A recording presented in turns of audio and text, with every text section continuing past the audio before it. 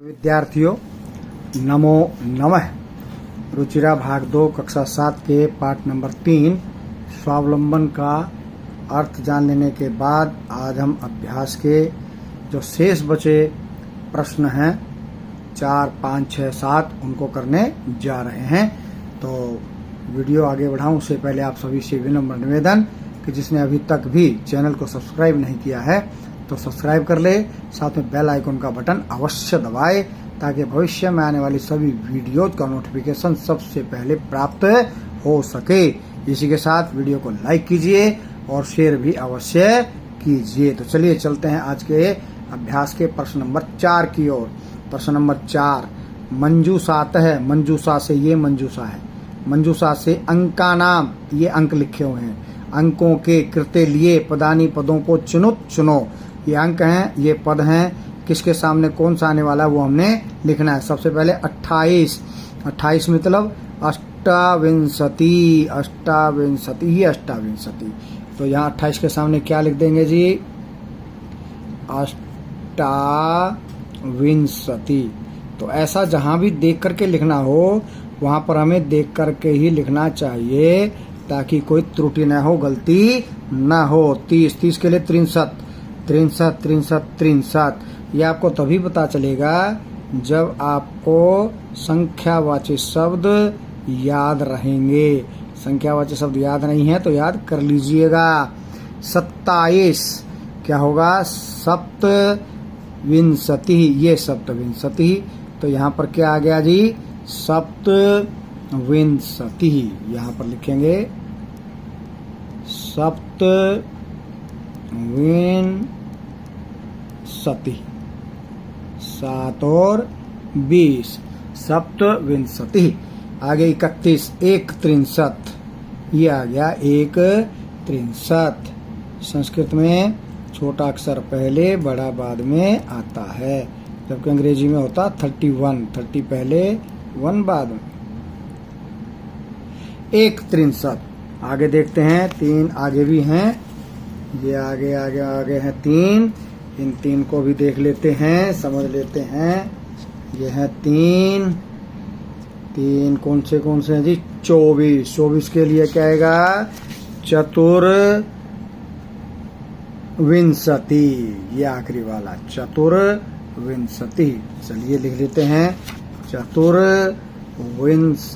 किसमें आएगा? 24 वाले खाने में। यह है 24। यहाँ लिख देते हैं क्या? चतुर। र जो है वी के ऊपर जाएगा और आगे लिखेंगे विंशति, बन जाएगा चतुर्विंशति। उसके बाद 40 और 50। 40 का ढूंढते हैं पहले। 40 के लिए क्या आएगा जी? चत्वारिंशत्। और 50 के लिए 50। ठीक है, तो चलिए लिखते हैं आगे। 40 के लिए चत्वारिंशत्।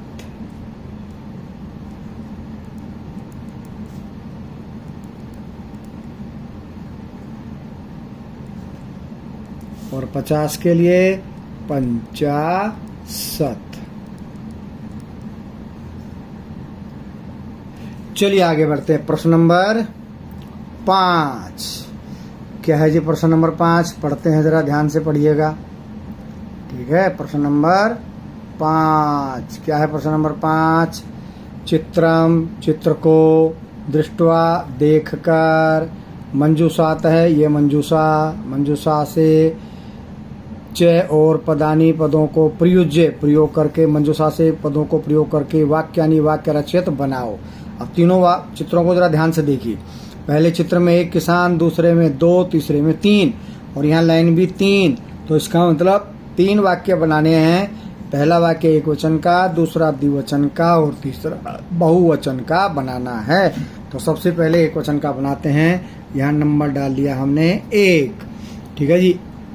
एस है, यह है एकवचन का एस है। यह है कृषक है, किसान, एक वचन लिखते जा रहे हैं। एस है कृषक है, यह है किसान। क्या कर रहा है भाई? एक वचन का ही प्रयोग करना है। क्षेत्रम, खेत को, दिख रहा है ना? ये क्या कर रहा है, जोत रहा है, तो कर्षति, ती एक वचन के लिए ती आता है, तीत है अंत्य लट लकार। तो ये एक वाक्य हमारा बनकर तैयार हो गया। एष है कृषक क्षेत्रम कर्षति। अब दूसरा किसका बनाना, द्विवचन का, दो है, ठीक है। तो दो के लिए क्या आ जाएगा, एष है एतौ,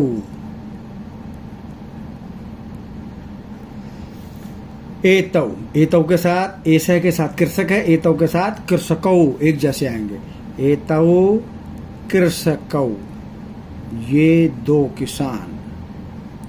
एतौ कृषकौ क्या कर रहे हैं, खनन कार्यम, खोदने का काम, खनन कार्यम। देख के ही लिखना है, मुजबानी लिखने का प्रयास ना करें, गलती हो सकती है। खनन कार्यम, द्विवचन के लिए क्या, एक के लिए ती, द्विवचन के लिए क्या आएगा, तह। कहाँ तह, कुरुतः। ये दूसरा वाक्य हमारा बन करके तैयार हो गया। क्या हो गया दूसरा वाक्य, तैयार। एतौ कृषकौ खनन कार्यम कुरुतः। अब आ जाओ बहुवचन, एष एतौ एते। नंबर 3 एते, ये सब 3 के लिए बहुवचन होता है, एते ये। तो कृषक है कृषकौ, कृषकः, ये कृषकः। राम है रामौ, रामः। बालक है बालकौ, बालकः। एते कृषकः, ये सभी किसान क्या कर रहे हैं, धान्यम। फिर तीत है अंति वाला आएगा, धान्यम लिखते हैं पहले तो, धान्यम। फिर क्या, तीत है अंति, रोपयंती। लो जी, तीनों वाक्य तैयार। और कितने अक्षर हैं, 1 2 3 4 5 6 दूनी 12, 1 2 3 4 5 6 7 8 9 10 11 12 सभी शब्दों का प्रयोग हो गया और 3 वाक्य बन के तैयार हो गए। ये एक वचन का, ये द्विवचन का, ये बहुवचन का। एष कृषक क्षेत्रम कर्षति, एतौ कृषकौ खनन कार्यम कुरुतः, एते कृषका धान्यम रोपयन्ति। चलिए आगे बढ़ते हैं, प्रश्न नंबर 6 आ गया है। प्रश्न नंबर 6 दिखाई दे रहा है आपको? जी हाँ, देखिए ध्यान से। क्या है प्रश्न नंबर 6? अधोलिखितान, नीचे लिखे गए, समयवाचकान, समय को बताने वाले, अंकान, अंकों को, पदेशु, पदों में लिखत लिखो, पदों में लिखना है। एक लिखे दिखा रखा है 10:30, सार्ध द्वादश, द्वादश नहीं, द्वादश तो 12:30 हो जाएगा, सार्ध 10 वादनम आएगा, ये द्वा नहीं आएगा भाई, ध्यान दीजिएगा सभी। वाक्य है ये, इसका शब्दों बनेगा सार्ध 10 वादनम। 7 का क्या बन जाएगा? 7 का होता है सप्त, और बजे का वादनम, सप्त वादनम। उसके बाद क्या है भाई? उसके बाद है 2:30, 2:30, तो 2:30 का होता है ये सार्ध लिखा हुआ है, 12:30 के लिए सार्ध आएगा, सार्ध लिखो पहले, फिर 2 के लिए द्वि, फिर आगे बजने के लिए वादनम, ये भी लिखा वादनम, सार्ध द्वि वादनम। उसके बाद 11 की संस्कृत एकादश, एकादश, और बजने की वादनम, एकादश वादनम। ठीक है जी। 4:30, साढ़े के लिए, आधे के लिए क्या लिखेंगे? सार्ध। फिर चतुर, र आगे है तो वादनम के वा के ऊपर चला जाएगा र, और आगे वादनम। क्या बन गया जी? सार्ध चतुर्वादनम। फिर क्या है? 1:30, सार्ध 1। ठीक है, तो 1 की संधि बन जाएगी, क्या बनेंगे? सार्धैक, आगे वादनम, 1 वादनम है, वो संधि हो गई है वहां, सार्धैक हो गया है, आई की मात्रा वृद्धि संधि होने से सार्धैक वादनम। उसके बाद क्या है? 5 के लिए क्या होता है? पंच, और बजे के लिए हो गया वादनम, पंच वादनम। 3:30, साढ़े के लिए वही फिर क्या आएगा? सार्ध। 3 के लिए त्रि, फिर वादनम, सार्ध त्रिवादनम। नववादनम, नो की संस्कृत नव, बजे की वादनम, नववादनम। 12:30 जो ऊपर लिखा हुआ था, द्वा में हटा दिया हमने, वो यहाँ आएगा 12:30। पहले लिखेंगे सार्ध, 12:30 की होते द्वादश, लिख देंगे द्वादश, और फिर आगे वादनम। क्या बन गया? सार्ध द्वादश वादनम, सार्ध द्वादश वादनम। आगे बढ़ते हैं। 8 है, 8 की क्या होती है? अष्ट, आगे वादनम, अष्ट वादनम। 7:30, साढ़े की होगी आधे की सार्ध, 7 की हो गई सप्त, और फिर वादनम। सार्ध सप्तवादनम।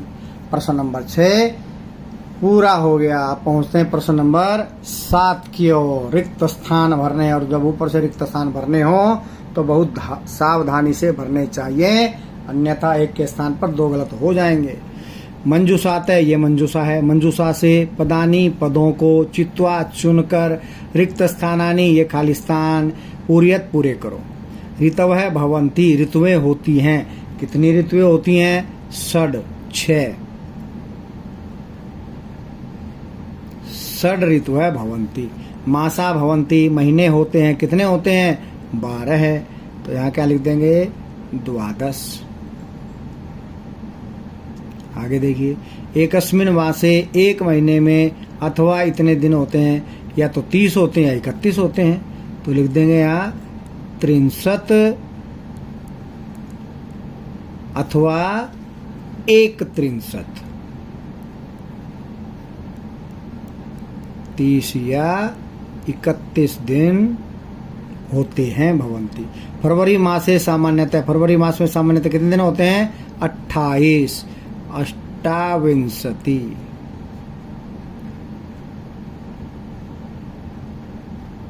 ऊपर से देख के लिखेंगे, ध्यान रखना, गलत नहीं लिखना है बिल्कुल भी।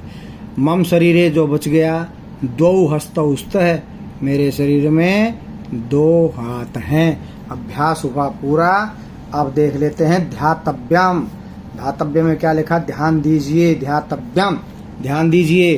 भारतीय वर्षानुसारम मासानाम ऋतूनाम च नामानी। भारतीय वर्ष के अनुसार महीनों और ऋतुओं के नाम। किस महीने में कौन सी ऋतु होती है? अभी खाली स्थान भरा हमने ऊपर।